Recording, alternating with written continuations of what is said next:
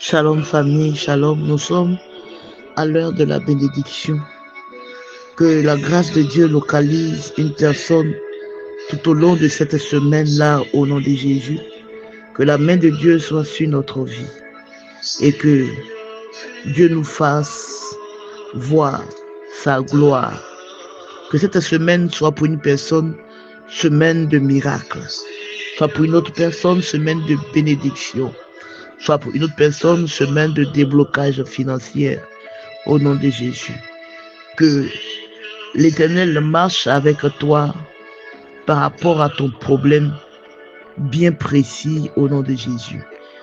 Ce matin, je viens nous exhorter sur nous aimer les uns les autres. Vous savez, l'amour répond à tout. Au jour d'aujourd'hui, l'amour a quitté nos églises. L'amour a quitté nos assemblées. L'amour même a quitté l'être humain en général. Au jour d'aujourd'hui, à cause des réseaux sociaux, tu vas trouver deux personnes qui sont en train de se battre dans la rue. Au lieu d'aller les séparer, on prend nos portables, on filme et aussitôt on balance. Même tu vas trouver une personne qui est en train de piquer une crise et on le laisse mourir parce qu'on filme. J'ai vu une scène qui m'a choqué une fois. Les gens étaient en train de filmer et la personne était en train d'agoniser. Personne pour s'approcher à côté du corps. Or, dans les années antérieures, on allait courir pour essayer de le réanimer, peu importe la situation. Alléluia. Aujourd'hui, on a peur de faire du bien. Parce que je connais des personnes qui ont fait du bien et à qui on a mal redonné l'ascenseur. Ce qui a créé un problème. C'est-à-dire que le bien qu'ils voulaient faire est devenu pour eux des problèmes. Enfants de Dieu que nous sommes, revenons à nos valeurs d'antan. Si tu veux regarder à ton frère, à ta soeur, à ton proche, à ton ami, tu ne feras pas du bien. Alléluia. Tu ne feras pas du bien. Parce qu'aujourd'hui, nous sommes devenus très, très méchants. Très, très méchants. Alléluia. La Bible dit dans le livre de Jean 15, à son verset 13, il n'y a pas de plus grand amour que de donner sa vie pour son prochain, pour son ami. Il n'y a pas de plus grand amour que de donner sa vie pour ses amis. Au jour d'aujourd'hui, qui parmi nous est prêt à donner même de son argent, même pour son ami? Parce que quand la Bible parle de donner sa vie pour son ami, ce n'est pas de te tuer pour lui de manière physique, non. Mais c'est prêt à sauver une personne que tu dis ton ami, que tu dis ton frère et qui est en train de mourir. Il y a des personnes qui ont de l'argent, qui ont des amis et l'ami là est malade. Tu dis que c'est ton ami, il est malade. Il a besoin que de 10 000 francs. Et tu as plus de 10 000. Mais lorsqu'on va vers toi, tu dis que tu n'as pas. Tu es prêt même qu'il meure et que tu organises ses funérailles. Tu es prêt pour ça. Mais pour le sauver pendant qu'il est en vie, tu n'as pas d'argent. Tu n'as pas d'argent. 2026, sortons dans ça. Si tu veux voir la gloire de Dieu, sois prêt à aider. Nous sommes dans le premier mois de l'année 2026 et nous sommes obligés de nous orienter comment marcher pour pouvoir posséder 2026. Fais du bien. Je t'en prie, aime ton frère comme toi-même.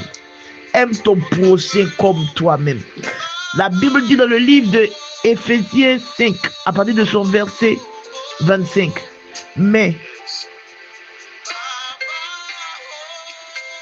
Marie, aimez vos femmes comme Christ a aimé l'Église et s'est livré lui-même pour elle. Alléluia. Marie, aimez vos femmes comme Christ a aimé l'Église et s'est livré lui-même pour elle. Alléluia. Mon frère, Si tu as pris une sœur pour la mettre chez toi, que tu as marié, tu as doté, alléluia. Même, je vais laisser même que tu as doté, même ou que tu as marié. Il y a des personnes qui prennent des sœurs, qui vivent en concubinage avec ces femmes-là pendant des années.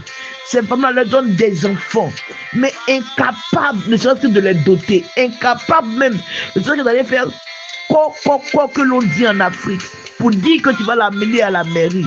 Regarde, arrêtons ce genre de choses-là, pratiques-là. C'est dangereux. Tu vis dans la malédiction. Quand tu prends une femme et que tu ne l'as pas mariée, c'est comme si tu as volé l'enfant des gens. Tu l'as brigandée. Tu la prends. Elle est sur ton toit. Elle te donne des enfants. Elle cuisine pour toi. Elle te donne de l'amour. Et tu es incapable de l'amener, ne serait-ce que devant même ses parents. Alléluia. Pour te présenter. Tu es incapable. Si tu meurs dans ça, tu vas en enfer. Parce que c'est le péché. Quand tu vis avec une femme que tu n'as pas dotée, c'est le péché. Arrêtons ça. La Bible dit, aimez vos femmes comme Christ a aimé l'Église et s'est livré. Est-ce que tu peux te livrer pour ton épouse, pour ta femme, te livrer pour elle et de pouvoir faire le pas, te livrer pour elle et de pouvoir la soigner? Il y a des hommes qui n'arrivent pas à soigner leur femme et de pouvoir la soigner et de pouvoir t'occuper d'elle. Alléluia. Tu ne peux pas prendre une femme pour mettre chez toi à la maison et tu ne peux pas la nourrir. On voit trop des situations bizarres. Tu dois arrêter ça, tu ne peux pas la nourrir. Tu ne peux pas nourrir tes enfants. Tu ne peux même pas l'habiller, rien. Toi, tu es là simplement pour coucher avec elle. Sortons de ça. Arrêtons de telles choses. Si nous voulons voir la gloire de Dieu, expérimenter Dieu, soyons vrais dans nos relations. Que ce soit nos relations sentimentales, que ce soit nos relations avec nos proches. Soyons vrais, soyons justes, soyons droits. Alléluia. En ce premier jour de la semaine, mon conseil pour un enfant de Dieu, c'est d'aimer ton frère, ta soeur, comme toi-même.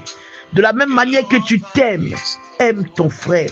De la même manière que tu prends soin de ton corps, aime ton frère. Si tu peux prendre soin de son corps, fais-le.